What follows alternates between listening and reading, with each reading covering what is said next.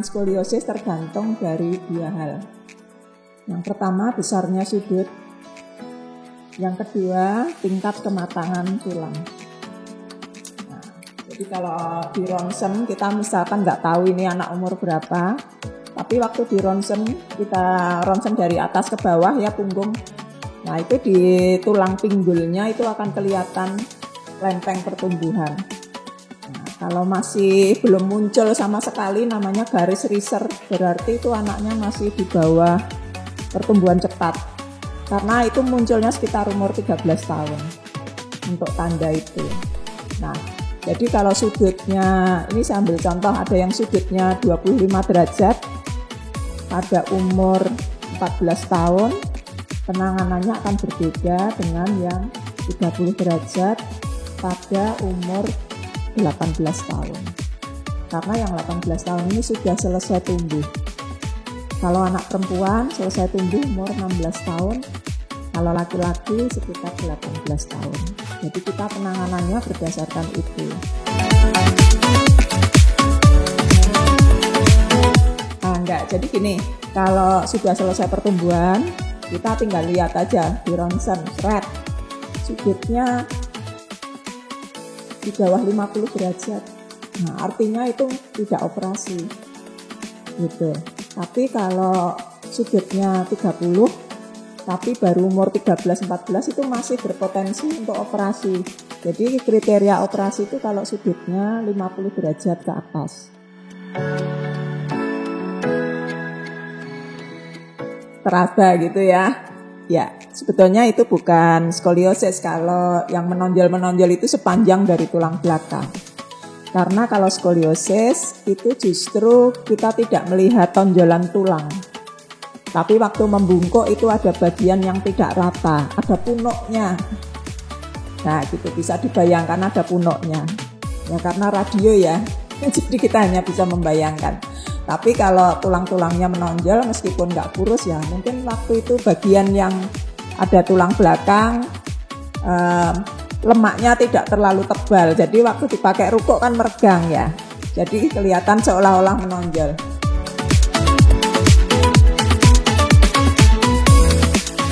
Derajat ke atas itu berapa? Karena kalau dibilang ringan, skoliosis yang ringan itu antara 10 ya, di atas 10 sampai 25 derajat itu ringan.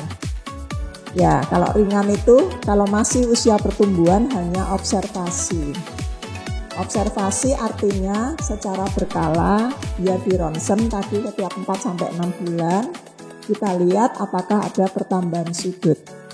Kalau ada melebihi dari 5 derajat berarti itu progresif namanya. Bisa bertambah bengkok dengan cepat. Nah, nanti kita masuk ke tahap berikutnya, anaknya dipakaikan brace atau korset tadi. Itu yang ringan ya. Kemudian tetap juga latihan. Setiap kelompok itu memang selalu ada terapi latihan. Kemudian yang kedua yang sedang ya antara 25 sampai 40 derajat. Itu sedang. Nah, kalau ini selain observasi harus memakai brace. Ya, itu kita ngomong di usia pertumbuhan ini. Pakai semacam korset ya. Ya, tapi nanti saya jelaskan lagi untuk korsetnya ya. Kemudian 40 sampai 50 itu perbatasan antara sedang dengan berat. Gitu. Nanti kita lihat potensi pertumbuhannya kalau memang masih istilahnya garis risernya tadi masih memungkinkan kita bisa pakaikan brace. Tapi kalau enggak ya observasi saja dengan latihan. Kita lihat apakah menjadi progresif. Kemudian yang di atas 50 itu operasi.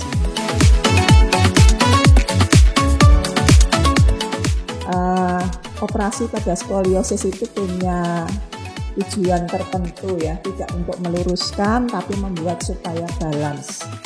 Nah, selain itu juga dokternya tidak akan ambisius untuk meluruskan karena di situ juga ada saraf ya, ada sumsum tulang belakang. Jadi jangan sampai mau diluruskan tapi lumpuh gitu. Jadi usia yang aman biasanya kalau di sini yang mengerjakan adalah subspesialis tulang belakang. Nah, beliau akan melihat apakah ini progresif. kalau misalnya skoliosis masih umur 9-10 tahun, tapi setiap kontrol itu naik terus lebih dari 10 derajat, di atas 5 derajat.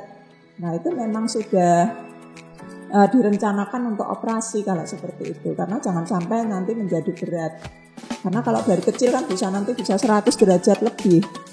Ya, di sini juga mengoperasi cukup banyak ya yang sudutnya di atas 100. Dan itu juga risikonya cukup tinggi kalau makin besar derajatnya. Jadi usia aman kita harus lihat per kasus kalau seperti itu. Jadi, bahkan kapan itu juga ada baru umur 4 tahun atau 5 tahun. Gitu, karena memang bengkoknya bertambahnya cukup cepat. Nah, teknik operasinya juga berbeda antara yang masih tumbuh dengan yang enggak. Gitu, karena nanti masih ada operasi berikutnya lagi. Jadi kalau anaknya masih operasinya di umur 9 tahun, 8 tahun, nanti bakal ada operasi berikutnya. Saya jelaskan ini untuk balance ya, antara kanan kirinya itu cukup gitu ya, bukan meluruskan. Juga untuk mengurangi resiko tadi supaya kapasitas parunya tidak berkurang.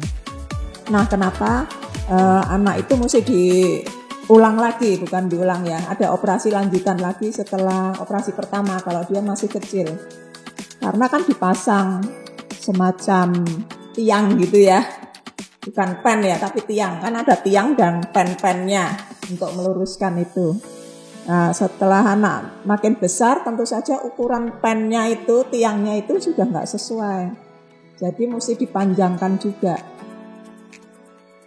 gitu, jadi diolor sampai sesuai. Nah, sampai akhirnya operasi terakhir ya sudah terakhir, tidak ada lagi pemanjangan. Dan ini tidak seperti operasi patah tulang yang kalau sudah nyambung terus dicopot. Jadi kalau ini tidak dilepas. Ya, sebetulnya itu istilahnya loss of correction ya, sudah dikoreksi terus sudutnya nambah ya. Ada beberapa tapi itu cukup jarang. Kemudian ada juga yang operasi ulang itu karena pennya ada yang patah. Ya, ada seperti itu.